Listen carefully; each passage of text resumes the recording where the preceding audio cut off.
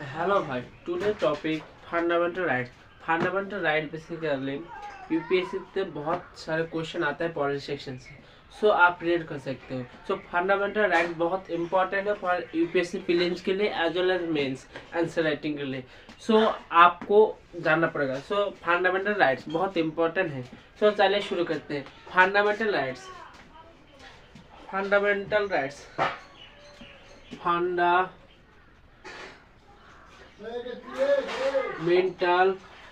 Rights. Fundamental rights article 12 से 35 तक. So Indian constitution पर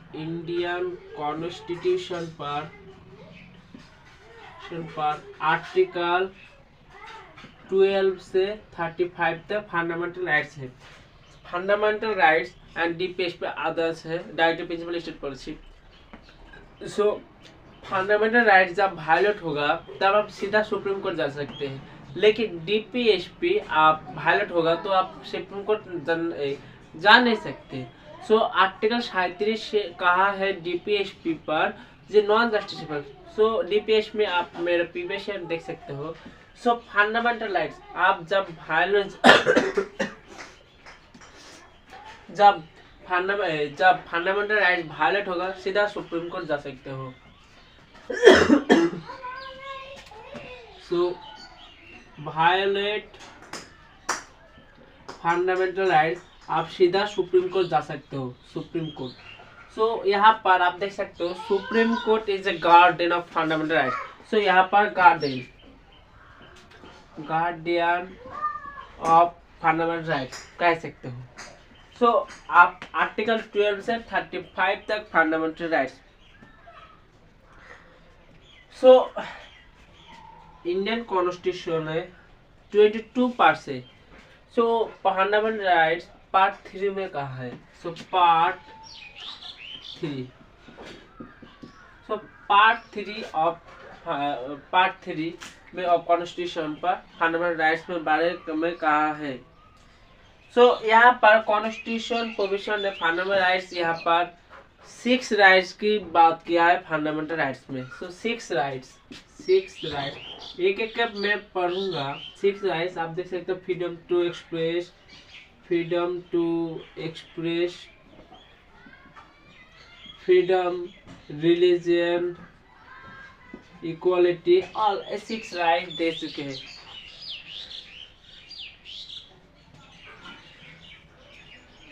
right to education, right against exploitation.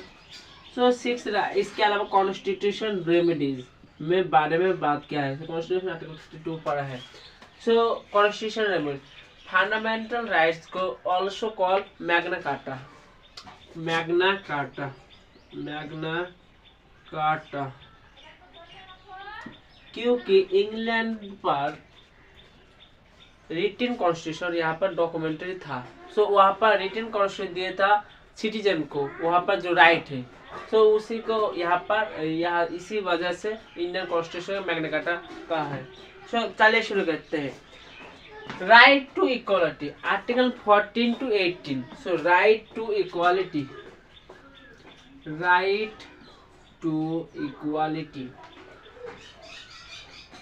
Article Indian constitution of 14 to 18 तब.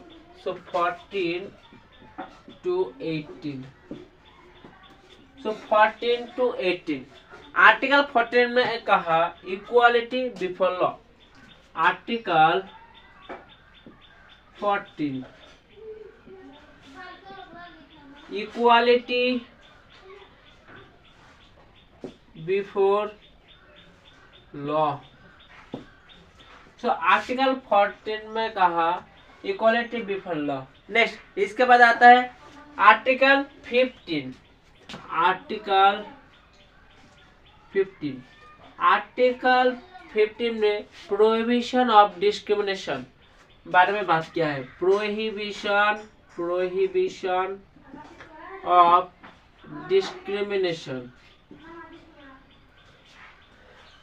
यहाँ पर प्रोहिबिशन ऑफ डिस्क्रिमिनेशन, यहाँ पर रेस, लैंग्वेज, लिंग्विस्टिक, कास्ट, इसके आधार पर डिस्क्रिमिनेशन करना प्रोहिबिट कर रहा है।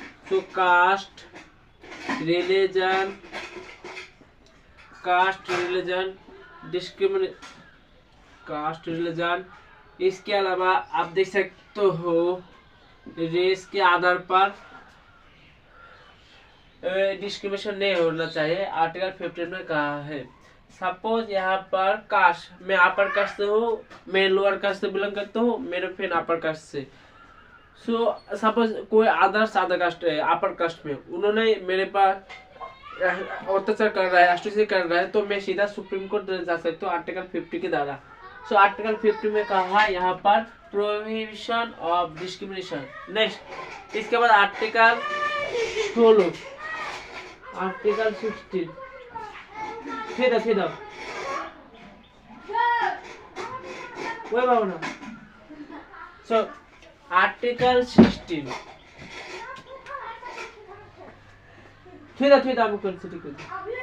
सो आर्टिकल 16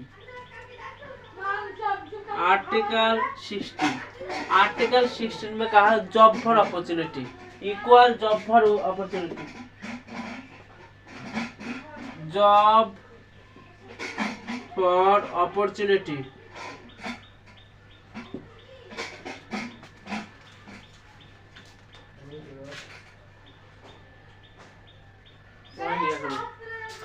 तो आर्टिकल 16 में कहा जॉब फॉर अपॉर्चुनिटी। यहाँ पर सपोज मैं ओबीसी से बिलोंग करता हूँ, मैं माइनॉरिटी से बिलोंग करता हूँ, लेकिन मैं यूपीएससी एग्जाम दूंगा, वहाँ पर कहा माइनॉरिटी एग्जाम नहीं दूंगा, माइनॉरिटी को यहाँ पर एग्जाम लेना नहीं।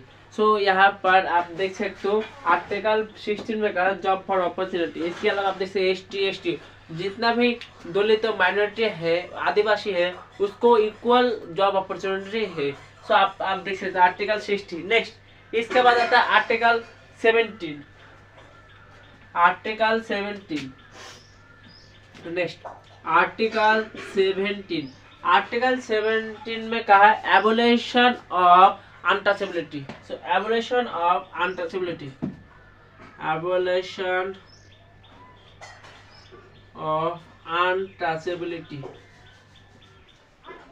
यहाँ पर देख सकते हो पहले सोशल में बहुत सोशल इशू को बहुत पड़ता है अनटचेबिलिटी। सपोज यहाँ पर मैं अपर कास्ट से बिलोंग करता हूँ, लेकिन मैं लोअर कास्ट से बिलोंग करता हूँ, उसको वो मेरा फ्रेंड वो अपर कास्ट से। सो यहाँ पर छुआछूत का व्यापार है। आप देख सकते हो बहुत कोई लोअर कास्ट को आप देख सकते हो पहले के टाइम पर सोसाइटी में ब्राह्मण को तो शूद्र था, तो शूद्र इंटर कर नहीं सकते मंदिर टेम्पल पर। सो यहाँ पर जो अनटचेबिलिटी डिस्क्रिमिनेशन हो रहा है, सो आर्टिकल 17 में एबोलिशन किया जा सकता करेगा, एबोलिशन ऑफ अनटचेबिलिटी। नेक्स्ट, इसके बाद आता है आर्टिकल 18। Article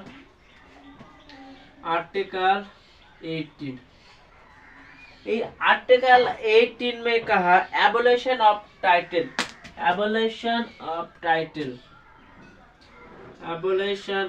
title. देश जब इंडिपेंडेंस हुआ तब को बहुत के पास राजा महाराजा के पास बहुत सारे टाइटल था। इसके अलावा सपोज मैंने गवर्नमेंट का भारत रत्न प्राइज पे सम्मान के लिए मैं लिखा भारत रत्न शहीदुल इस्लाम। इसके अलावा और भी पद्मश्री और भी अशोक स्तंभ बहुत सारे यहाँ पर टाइटल दे सकते देगा और गवर्नमेंट दिया। सो मैं लिख कर जा रहा हूँ। सो यहाँ पर आर्टिकल 18 में एबोलिशन किया टाइटल के बाद, लेकिन आप क्वालिफिकेशन यहाँ पर आप देख सकते हो, आप सपोज एमबीबीएस किया डॉक्टर में, सो आप लिख सकते हो एमबीबीएस शहीदुल इस्लाम। आप लिख सकते हो यहाँ पर यूपीएससी एग्जाम क्लियर करने के बाद आईएएस का पोस्ट मिला, सो आप लिख सकते हो शहीदुल इस्लाम आईएएस। सो आप ये लिख सकते हो, लेकिन यहाँ पर आर्टिकल 18 में कहा यहाँ पर टाइटल जो गवर्नमेंट और पहले का टाइम पर जो यहाँ पर टाइटल था, वहाँ पर एबॉलिशन के बारे में बात किया। सो आर्टिकल 14 पर यहाँ पर कहा है equality before law. So article 14 to 18 right to equality. Right to equality article 14 से 18 ऑफ इंडियन कॉन्स्टिट्यूशन पर आप देख सकते हो। So fundamental part 3 of Indian constitution. Next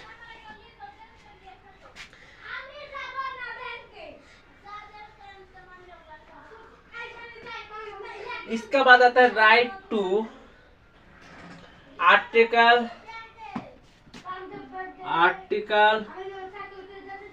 19।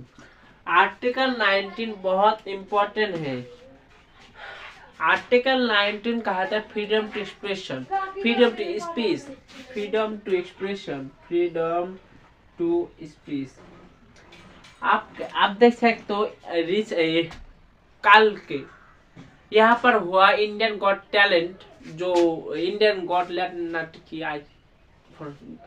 Talent वहाँ पर जो अभद्र अश्लील बात किया है उसको खिलाफ Maharashtra government should take action. यहाँ पर आर्टिकल 19 ये मतलब नहीं है कि आप दूसरे की freedom to speech, freedom to express आप बैन यहाँ पर स्टॉप कर सकते हो। सो यहाँ पर आर्टिकल 19 यहाँ पर आप देख सकते हो बोलने का आज़ादी है यहाँ पर। सो आर्टिकल 19 बोलने का आज़ादी। इसके अलावा आर्टिकल 19 यहाँ पर 6 राइट्स देता है, 6 राइट्स देता है, 6 राइट्स देता है। Right to freedom to speech,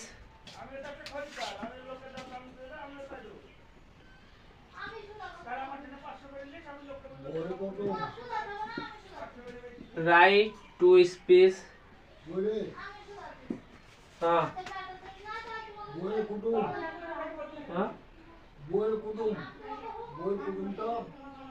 भारी आहे ना, इधर आपको सुनाना भारी है।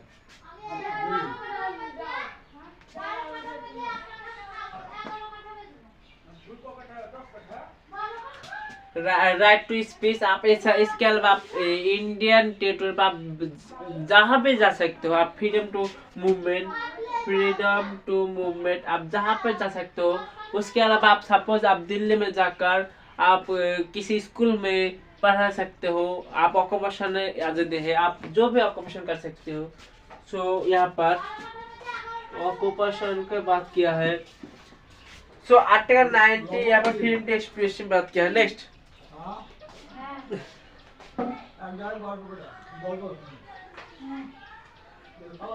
इसके अलावा आर्टिकल राइट टू, यहाँ पर आर्टिकल 90 जब इंडिपेंडेंस था वहाँ पर राइट टू प्रॉपर्टी बात किया है, लेकिन 44 अमेंडमेंट के टाइम पर यहाँ पर डिलीटेड कर दिया। So 40 right to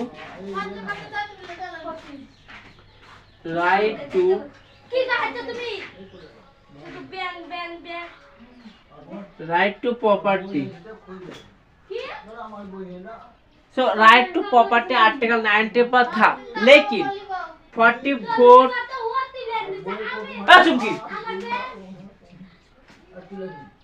so 44 amendment के टाइम पर राइट टू प्रॉपर्टी यहाँ पर डिलीट किया है। So deleted right to property fundamental right से संशोधन करने के बाद। सो अभी राइट टू प्रॉपर्टी आर्टिकल 330 है, 301 पर। सो यहाँ पर लीगल इशू बन चुके हैं, लीगल इशू। सो आर्टिकल 90 यहाँ पर फ्रीडम टू एक्सप्रेशन बात किया है।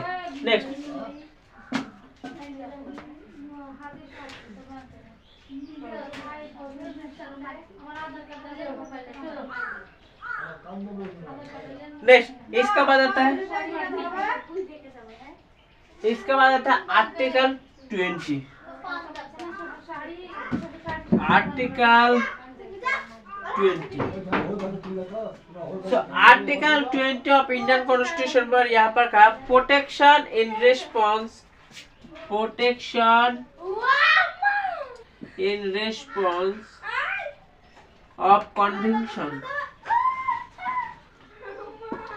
यहाँ पर आप समझने बात है आर्टिकल 20 यहाँ पर दो बात किया है। No ex post facto law, no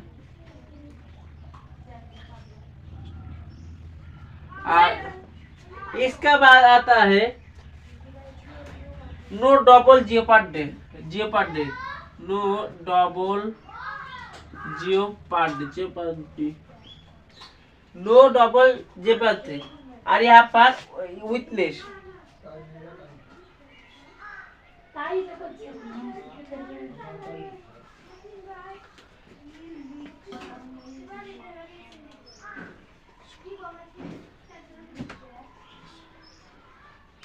so article 20 यहाँ पर कहा protection in response of conviction. Suppose मैंने कुछ क्राइम किया यहाँ पर, अभी के टाइम पर वो क्राइम पर कोई भी सजा नहीं है, सो मुझे सजा नहीं मिलेगा। गवर्नमेंट बना सकते हैं, बना के आप सपोज मैंने क्राइम किया, क्राइम के लिए सजा नहीं है लेकिन गवर्नमेंट बनाया, अभी वो सजा नहीं होगा। सो आर्टिकल 20 यहाँ पर कहते हैं आप अभी में क्राइम किया, आप जो आपको सजा मिलेगा वही सजा मिलेगा, आपको कोई दूसरे नियम नहीं बना सकते हो अभी।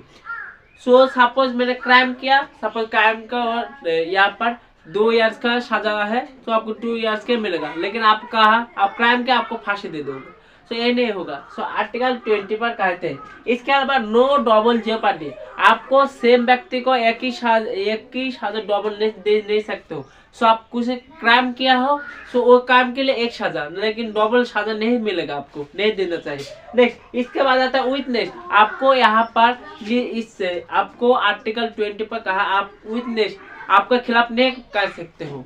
सो आपको कोई भी जज नहीं कर सकता आपके खिलाफ बनने का, अपने खिलाफ का बनने का यहाँ पर नहीं कर सकते कोई। So article 20। नेक्स्ट इसके बाद आता है आर्टिकल 21। आर्टिकल 21 यूपीएससी के क्वेश्चन में प्रीवियस ईयर में आया है। इसके अलावा आर्टिकल 90। सो आर्टिकल 19 आर्टिकल 21 पर यूपीएससी के प्रीवियस ईयर क्वेश्चन आया था।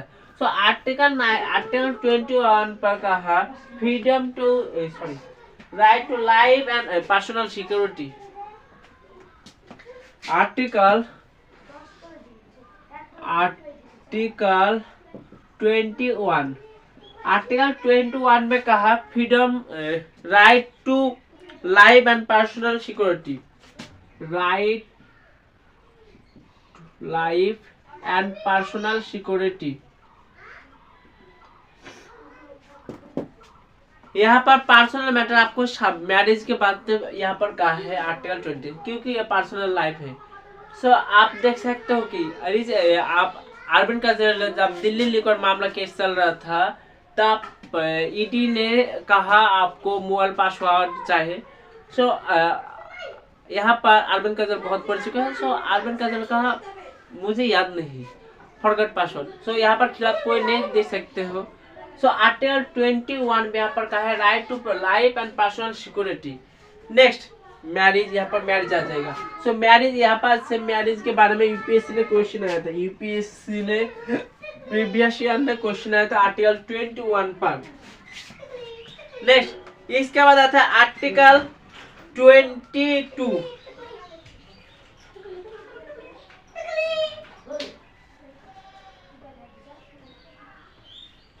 राइट आर्टिकल 22 यहाँ पर राइट टू आर्टिकल 22 पर right. So article 22 of Indian constitution पर कहा है right against illegal detention, right against illegal detention. यहाँ पर दो बात क्या है, एक पुनेटिव प्रिवेंटिव, एक punitive number 2 prevention. So punitive and prevention दोनों के बारे में बात क्या है। पुनेटिव में यहाँ पर कहा है आप क्राइम करे सो तो इसीलिए आपको अरेस्ट करना पड़ेगा, सो क्राइम के लिए। और यहाँ पर प्रिवेंशन मतलब आपके वजह से यहाँ पर क्राइम हो सकते हैं, इसी वजह से। सो बाद यहाँ पर में। सो यहाँ पर इसी वजह सो आर्टिकल 22 पर यहाँ पर कहा राइट अगेंस्ट इलीगल डिटेंशन। सो यहाँ पर दो बात कहा है, पुनेटिव एंड प्रिवेंशन। सो ये दोनों बात कहा है। नेक्स्ट इसके अलावा यहाँ पर आर्टिकल 22 पर कहा है आपको डिफेंड करने के लिए लॉयर रखना पड़ेगा। सो यहाँ पर आपको डिफेंड रखने के लिए लॉयर आप ले सकते हो। इसके अलावा आपको 24 आवर्स के अंदर आपको डिस्ट्रिक्ट मैजिस्ट्रेट के पास आपको ले जाना होगा। सो 24 आवर्स के टाइम पर आपको मैजिस्ट्रेट के पास आपको लेना जाना पड़ेगा। सो आर्टिकल 22 पर कहा है। सो अभी पार्ट 1 फंडामेंटल बहुत लंबा चैप्टर है। सो मेरा टॉपिक थोड़ा थोड़ा करके